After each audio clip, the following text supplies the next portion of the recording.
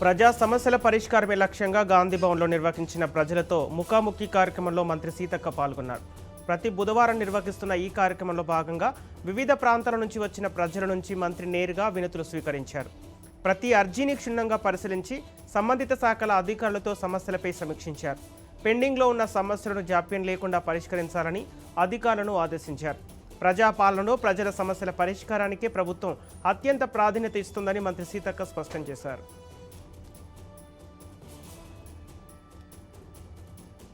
భద్రాద్రి కొత్తగూడెం జిల్లా భద్రాచలం వద్ద నిర్మాణంలో ఉన్న గోదావరి నది రెండో బ్రిడ్జి పనులను మంత్రి తుమ్మల నాగేశ్వరరావు పరిశీలించారు. భక్తులు ప్రయాణికుల సౌకర్యం కోసం ఈ బ్రిడ్జిని నిర్మిస్తున్నట్లు మంత్రి తెలిపారు. 2015 గోదావరి పుష్కరాల సమయంలో ఒకే బ్రిడ్జి కారణంగా ట్రాఫిక్ సమస్యలు ఎదురయ్యాయని గుర్తు చేశారు. అమరావతి నుంచి జగదల్పూర్ జాతీయ రహదారి ప్రణాళికలో భాగంగానే రెండో బ్రిడ్జి నిర్మాణం చేపట్టినట్లు తెలిపారు.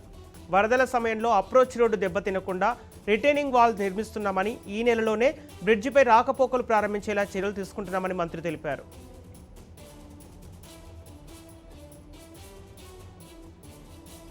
నంద్యాల జిల్లా పగిడ్యాలలోని ముత్సుమర్రి ఎత్తిపోతల ప్రాజెక్టును పరిశీలించేందుకు వెళ్తున్న వైసీపీ నాయకులను పోలీసులు అడ్డుకోవడంతో ఉద్రిక్తత నెలకొంది. దీంతో నాయకులు రోడ్డుపై బైఠాయించి నిరసన వ్యక్తం చేశారు. ఈ సందర్భంగా ముత్సుమర్రి ఎత్తిపోతల పథకం నుంచి నీటి విడుదలలో ప్రభుత్వం నిర్లక్ష్యం వహిస్తుందని వైసీపీ నేత దార సుధీర్ ఆరోపించారు. అలాగే వర్షాభావ పరిస్థితుల్లో రైతులు తీవ్ర ఇబ్బందులు ఎదుర్కొంటున్నారని, వెంటనే ప్రాజెక్టు నుంచి నీటిని విడుదల చేయాలని డిమాండ్ చేశారు. లేని పక్షంలో రైతులతో కలిసి ఉద్యమాన్ని మరింత ఉధృతం చేస్తామని హెచ్చరిస్తున్నారు.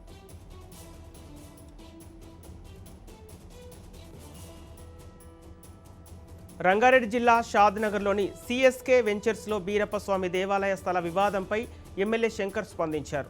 ఘటనా స్థలాన్ని పరిశీలించిన ఆయన బీరప్ప స్వామి ఆలయం సబ్బండ వర్గాల ప్రజల ఆరాధ్య దైవమని పేర్కొన్నారు. దేవాలయ అభివృద్ధికి స్థలం కేటాయిస్తామని వెంచర్ నిర్వాహకులు ఇచ్చిన హామీ అమలులో నిర్లక్ష్యం జరిగిందన్నారు.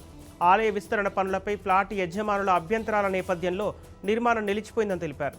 ఈ సమస్యపై ఫ్లాట్ యజమానులు, భక్తులు, గ్రామ పెద్దలతో చర్చించి అందరికీ ఆమోదయోగ్యమైన సామరస్యపూర్వక పరిష్కారం చూపేందుకు చర్యలు తీసుకుంటామని ఎమ్మెల్యే స్పష్టం చేశారు.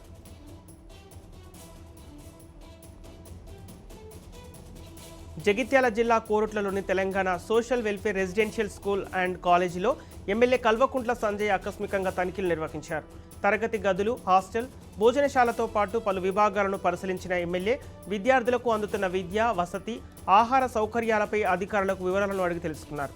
అనంతరం విద్యార్థులతో నేరుగా మాట్లాడి హాస్టల్ వసతులు, భోజనం నాణ్యత, తాగునీరు, పరిశుభ్రతపై వారి అభిప్రాయాలు తెలుసుకున్నారు. ప్రభుత్వం కల్పిస్తున్న అన్ని సౌకర్యాలు ప్రతి విద్యార్థికి సక్రమంగా అందేలా అధికారులు నిరంతరం పర్యవేక్షణ చేపట్టాలని ఎమ్మెల్యే సంజయ్ ఆదేశించారు.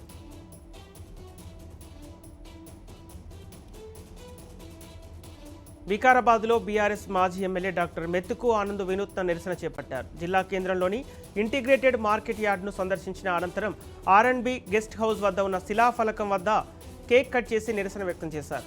వికారాబాద్లో అభివృద్ధి పనులు శిలాఫలకానికి పరిమితమయ్యాయని ఆయన ఆరోపించారు. 2 ఏళ్ల క్రితం మంత్రులు, స్పీకర్ ప్రారంభించిన పనులు ఇప్పటికీ ముందుకు సాగలేదని విమర్శించారు. కాంగ్రెస్ ప్రభుత్వంలో నిధులు రావటం లేదని, పనులు జరగటం లేదని ఆరోపించిన మెతుకు ఆనంద్ శిలాఫలకాలు వేయటం, పనులు మరిచిపోవటం ప్రభుత్వానికి అలవాటుగా మారిందని విమర్శించారు.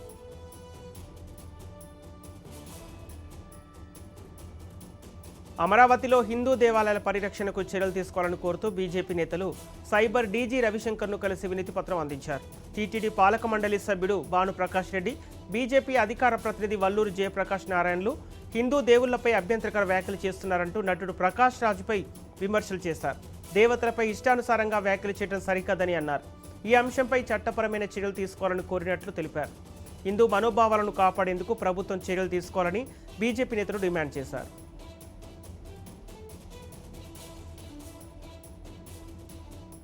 రాజన్న సిరిసిల్ల జిల్లా గంభీరావుపేట మండలంలో మానేరు వాగుపై నిర్మిస్తున్న బ్రిడ్జి పనుల జాప్యంపై రాజకీయ విమర్శలు మొదలయ్యాయి. 4 ఏళ్లు గడిచినా నిర్మాణం పూర్తి కావడంతో ప్రజలు తీవ్ర ఇబ్బందులు ఎదుర్కొంటున్నారని బీజేపీ నాయకులు ఆరోపించారు. సిద్దిపేట, కామారెడ్డి ప్రధాన రహదారిపై ఉన్న ఈ బ్రిడ్జి పనులను వెంటనే పూర్తి చేయాలని, రాష్ట్ర ప్రభుత్వం ప్రత్యేక సమీక్ష నిర్వహించాలని డిమాండ్ చేశారు. ఎగువ మానేరు ప్రాజెక్టు నిండిన సమయంలో వరదల వల్ల రాకపోకలకు అంతరాయం కలుగుతోందని, ప్రజలు, ప్రభుత్వానికి ఇబ్బందులు ఎదురవుతున్నాయని అన్నారు. స్థానిక ఎమ్మెల్యే, ప్రభుత్వం ఈ అంశంపై దృష్టి సారించాలని బీజేపీ నేతలు కోరారు.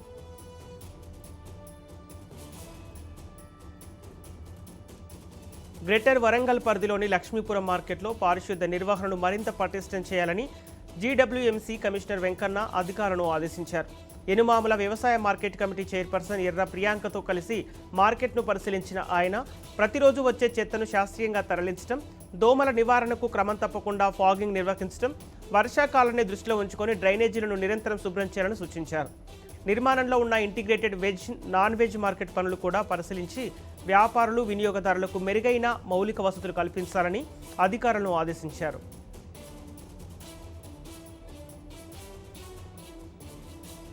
విజయవాడ ఇంద్రకీలాద్రి శ్రీ దుర్గమ్మ ఆలయంలో ఆషాఢ మాసం సందర్భంగా ఆలయ సెక్యూరిటీ సిబ్బంది భక్తి శ్రద్ధలతో అమ్మవారికి ఆషాఢ సారెక సమర్పించారు. ఈ కార్యక్రమంలో ఆలయ chairman Borra Radhakrishna, EO VK Seena Naik దంపతులు పాల్గొని జమ్మిదొడ్డి వద్ద ప్రత్యేక పూజలు నిర్వహించారు. అనంతరం సంప్రదాయబద్ధంగా కొబ్బరికాయలు కొట్టి అమ్మవారికి చీరను సారెగా సమర్పించారు. అలాగే ఆలయ భద్రతలో సెక్యూరిటీ సిబ్బంది సేవలు కీలకమని అధికారులు అన్నారు.